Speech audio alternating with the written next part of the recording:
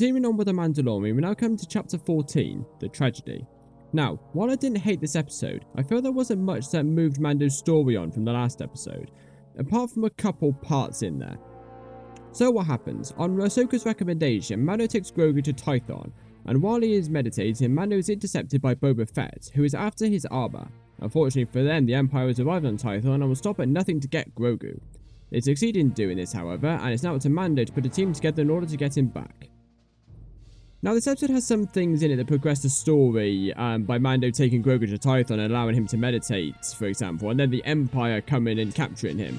However, aside from that, that really didn't take up much of the episode, and aside from that, there really isn't much that progresses Grogu's story on much, or Mando's either.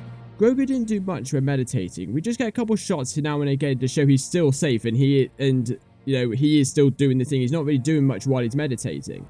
And then the Empire takes Grogu, which then takes up the final 5 minutes of the episode. This episode I feel was more focused on fan service rather than progressing the story. The main points I've noticed to me was Boba Fett getting some actual screen time and then fighting with the Empire, where we actually see Boba fighting in his own armor, which is really nice to see. You know, it's really good though. I get a real good buzz from seeing that, but it doesn't do anything for Mando's story. Whereas last episode, not only did Mando find Ahsoka, but she told him things about Grogu that he didn't know, and us as an audience didn't know, including his past and why he can't use the Force that well. But she also told him where to go to continue on with his journey.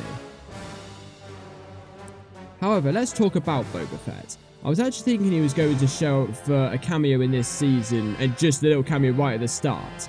And we'd have to wait until the next season to actually see him properly. But we did see him in a full episode here, and not only that, but we get to see him in an next episode as well, because he's helping Mando trying to rescue Grogu, which is really nice to see, and I'm really hyped for it. I also loved how Boba spoke about his father Jango. We learned that Jango was a foundling, and it was actually a Mandalorian that just collected bounties as well, a bit like what Mando does before the series kicked off. This means that when Prime Minister Almec in the Clone Wars said Jango Fett was just a common bounty hunter, and how he found that armor was a mystery, this makes me wonder how much of Jango Almec actually knew about, and he was just hiding from Obi-Wan to steer him off the track, considering that's what he was there for in the first place. I also like seeing the Dark Troopers in this episode as well. We got a small sneak peek of them at the end of an episode a couple episodes ago, but it wasn't very clear that that's what they were there for, and people were theorising what they were, and these theories about Dark Troopers actually turned out to be true.